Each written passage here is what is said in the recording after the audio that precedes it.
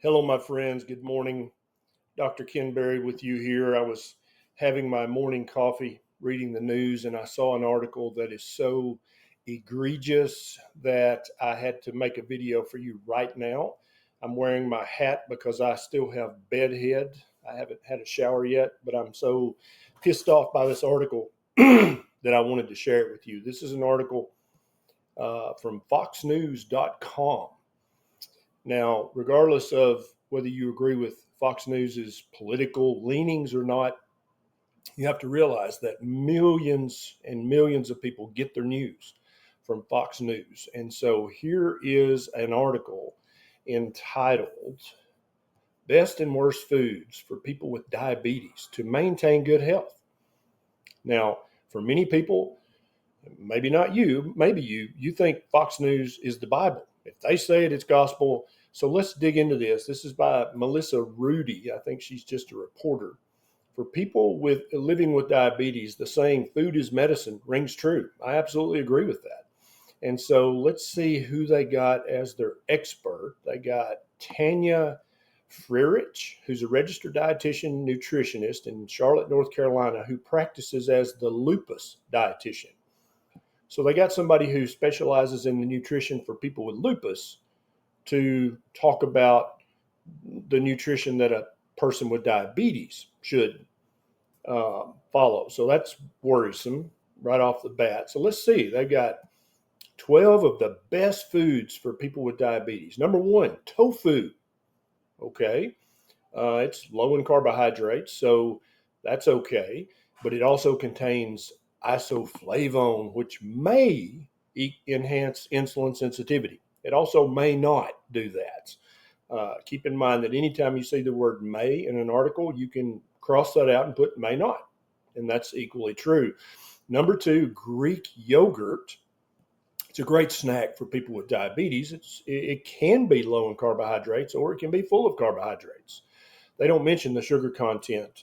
They say it's got protein for blood sugar regulation, and it has probiotics, even though many of the yogurts that you buy at the supermarket don't have any living bacteria in them at all.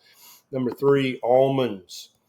Nuts are beneficial for people with diabetes, they say. Rich in magnesium. Well, almonds are fairly low in carbohydrates, so okay. Number four is prunes. Prunes are literally sacks of sugar.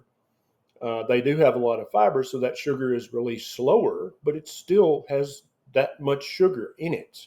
People with diabetes should eat a very low sugar, low carbohydrate diet. Eating just 5 to 6 prunes a day has been shown to reduce the risk of bone loss. Um, okay, how does that help?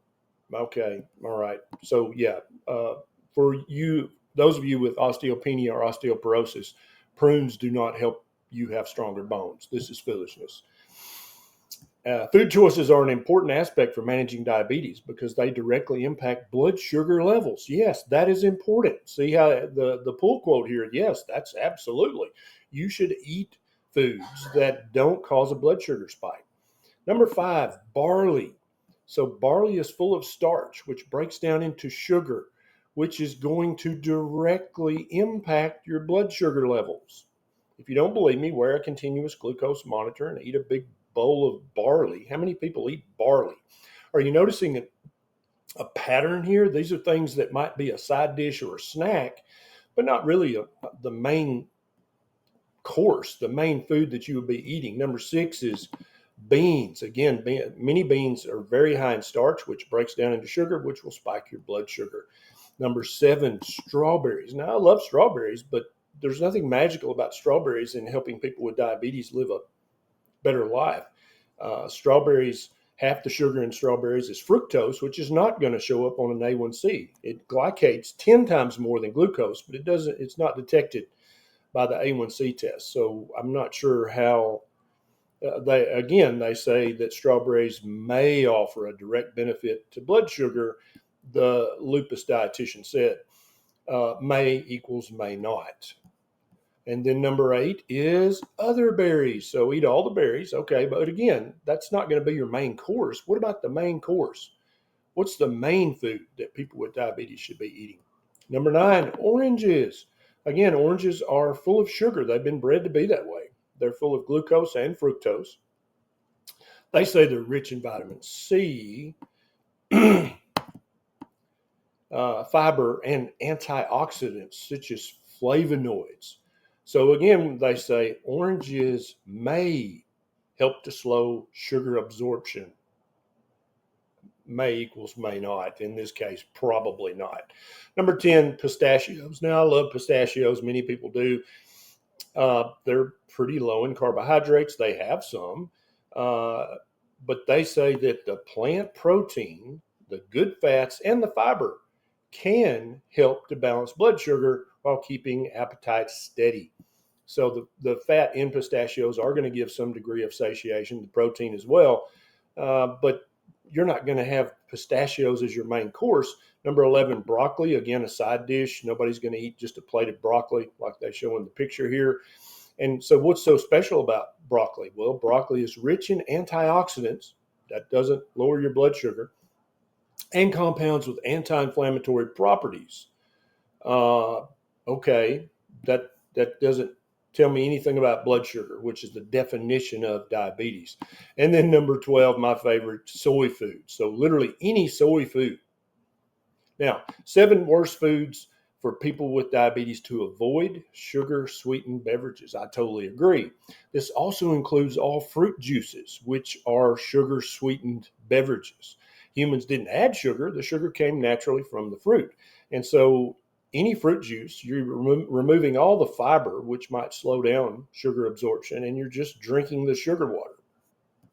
But I agree, any person with diabetes should avoid sugar sweetened beverages completely. Totally agree. Number 2, wait, now here's another pull quote. Fried foods can pose health risks for people with diabetes due to their high content of unhealthy fats and refined carbohydrates. Well, so it's very common for dietitians to conflate fried foods with it's 100% bad. Well, what if it's a breaded fried food and it's fried in canola oil? Yes, very bad for you. What if it's unbreaded? What if you just fry some chicken liver and beef fat? Is that got refined carbs? No, it has zero. Fried foods that's kind of a red flag for junk food, but fried foods can be super healthy if the food itself is healthy and then it's fried in a healthy animal fat. Oh, okay. Here's a comment on diet sodas. May not be a great option. Despite being sugar free, diet sodas often contain artificial sweeteners that can still affect insulin sensitivity. Actually, they raise insulin and may increase craving for sweet foods, she said. I totally agree with that. Many people, even sugar free Diet Coke, Diet Pepsi, will cause the sugar cravings to come back. And so I think it's fine to convert from regular soda to diet soda, but don't think you get to drink diet soda forever. Many people have to wean down and stop that as well. Number 2, you should always avoid is packaged baked goods and pastries. I agree 100%, but what does this imply? This implies that if you bake a cake at home or make pastries at home, they're probably good for you. A person with diabetes should avoid all baked goods that are a combination of wheat, rice, oats, corn, sugar, and vegetable seed oils. Pastries can be they're effectively just a different form of the same 3 ingredients. You should avoid all that. I totally agree. And then here we go, number 3, fried foods. Now the breaded chicken, yes, but what if you had not breaded this chicken? Did you know you can fry chicken without breading it? I've done it hundreds of times. Fry this chicken in lard and don't bread it, and this suddenly becomes a super healthy food for a person with diabetes. Now, this is the first main course they've talked about in this entire article. Everything else has been a side dish or a snack.